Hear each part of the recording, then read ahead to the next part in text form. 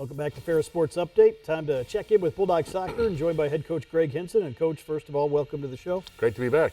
I know you're looking forward to get the season started as well, kind of like volleyball, kicking off the season here on Thursday at Cedarville and then back at home on Sunday against Indianapolis. Yeah, it felt like we're actually one of the last divisions in college soccer this year to get started, so everybody else has gotten a jump start on us. And it was nice early on in August to have a couple extra weeks of prep and to get ready, and then it's just now that we've gotten here, got the students back on campus.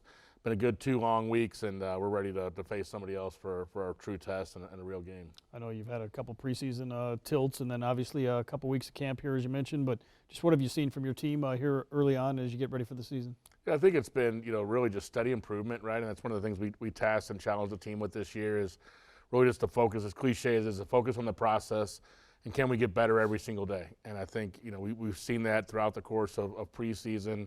We saw it from the first scrimmage to the second scrimmage, a noticeable change in how we performed on the field and just across the board. Obviously, we're going to have some dips and valleys in there as you go through preseason, but overall pretty pleased with where we are today. But we still got a little bit of work to do to get ready for Thursday. I know, obviously, high goals, but maybe talk about the commitment your kids returning, kind of put in the offseason since last year ended. Yeah, we had a great spring, this past offseason, and really kind of a catalyst was that we were able to get off campus a little bit and get into a turf facility during the spring semester, which is something we've never been able to do in the past. And so that was great. And I think it just kind of pushed us and propelled us a little bit forward and further than we've been in the past in the spring semester. Had a good spring in terms of the returning players and who we played against in the spring semester, and they carry that over to the summer. You're always hoping for a few surprises and good surprises when players come back, and we definitely had a few of our returners that came back and were maybe a little bit further along than we expected them to be.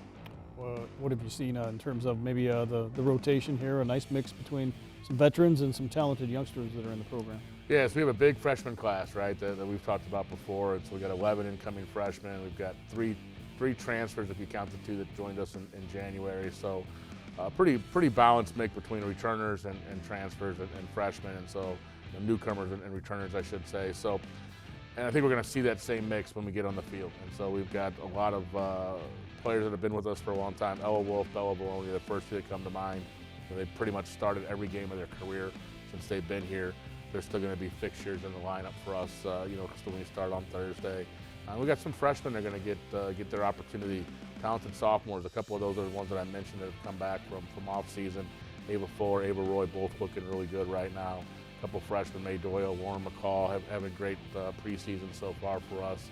Kat Welch, Haley Buckman, some of the other names, Janie Hartley, Izzy Barron, some Emerson Wilkowski. I can go on and give you the whole lineup, but a lot of those names that you're kind of familiar with that are going to come out and I think have really big seasons for us. So we're excited about what's to come. Obviously kicking it off on Thursday at Cedarville and a tough regional matchup. I know you guys saw them a few years ago on your way to the national semifinals in one of those early rounds of the Division II playoffs. Yes, we got that. We played down there. The last time was in the second round, first and second round of the national tournament in 22, as you mentioned, and great field, great program, and they do a great job hosting. They did during the national tournament, so we're excited to go back down there and play them. We played them last fall up here, kind of a heartbreaker where they were able to score late on us and tie the game, and so we're looking forward to going back and maybe spoiling their home opener this year if we can. But we know it's going to be a tough game. Cedarville's been a top 10 regional opponent, regional team, I should say, for the last 3 or 4 years pretty consistently. We know it's going to be a tough opener. We don't schedule easy, right? We're gonna schedule tough regional opponents, and we look for a great challenge on Thursday. Obviously, focus is kind of on Thursday right now, but then a long trip back, and you get ready to face another tough regional matchup in Indianapolis here in the home opener. Yeah, so it's a little bit of a different schedule for us than we normally would play. Normally we're Friday, Sunday. We have the Thursday, Sunday tilt with a split weekend. It gives us an opportunity to travel back. We'll travel back Friday after the game on Thursday night. And take that as an off day, and then Saturday, turn our attentions towards UND on Sunday, which, it'll be interesting to see how it plays out. It's their first game is Sunday, so we've got a game in hand on them. They're coming off; they'll be fresh, but we'll have the experience of already been, in a true regular season game, and we're really excited to get back here and play in front of the home crowd.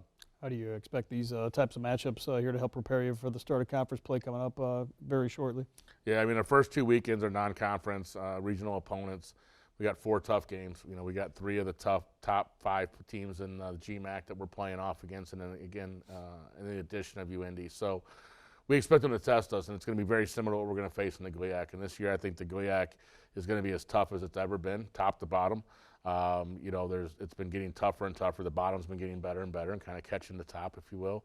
And so there's not going to be a game off. Every game's a grind and a battle, and that's kind of how we expect it to go. And so we wanted to schedule tough in the non-conference to prepare for that and be battle tested once we get to the you know, the opening game in the GLIAC schedule. What do you see as some of the strengths of your team here as you get ready for the season opener?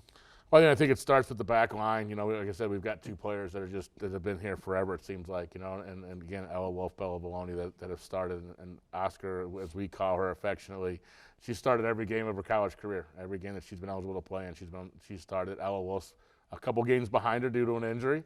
Otherwise, they played together the whole way. So, I mean, obviously right there, you've got legitimate 3-year starters coming in that are going to provide a huge force for us. I think the middle of the park's going to be strong for us as well. With Izzy Barron, May Doyle, Emerson Okomsky in there, and then up front, you know, we got some proven goal scorers that can find the back of the net. So I think we'll be a well-rounded team, and hopefully give our opponents some fits. I know a home opener on Sunday against Indianapolis. Just how forward are you looking at that in terms of playing back at home? And I know some upgrades made to the complex with some new signage, and always a great turnout from the Bulldog fans. Yeah, we always get a warm welcome from the home crowd and even on the road too. Our fans and families travel really well, so we never have a shortage of fans in the stands. And so obviously our thing is one game at a time, right? So as a coach, you're always going to get those cliches, and our focus is winning the game on Thursday. But we also have a goal for our team this year that we want to be, you know, a really dangerous team at home and be very hard to beat here. So we're looking forward to the opportunity to defend our home turf as well on Sunday. Obviously, you guys were picked right in the upper half of the GLIAC along with Grand Valley and Saginaw. Maybe just talk about that conference race and how competitive you expect that really to be here over the course of the year. Yeah, like I mentioned, I think 1 through 9, it's pretty much anybody's ball game this year, and you know, it's kind of reflected in when you look at that standings and the coaches poll, and you know, it's a pretty tight fit, especially at the top 4 or 5 teams. But really, realistically, you know, those other teams that finish at the bottom of the table necessarily can pick anybody off, and they're going to be just as dangerous and tough out. So every game's a grind in this league. I don't know if there's a clear-cut favorite right now in terms of who's going to come out on top, just because of some of the changes that happened in the offseason with some of the other schools, with some coaching changes, leadership changes. A couple of schools are kind of hit hard by the transfer portal.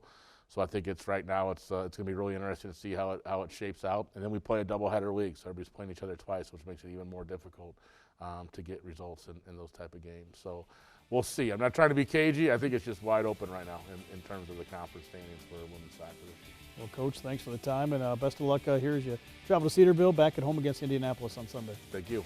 That'll do it for Ferris Sports Update. Reminder, you can follow all the action, get all the information online at ferrisstatebulldogs.com. Have a great week.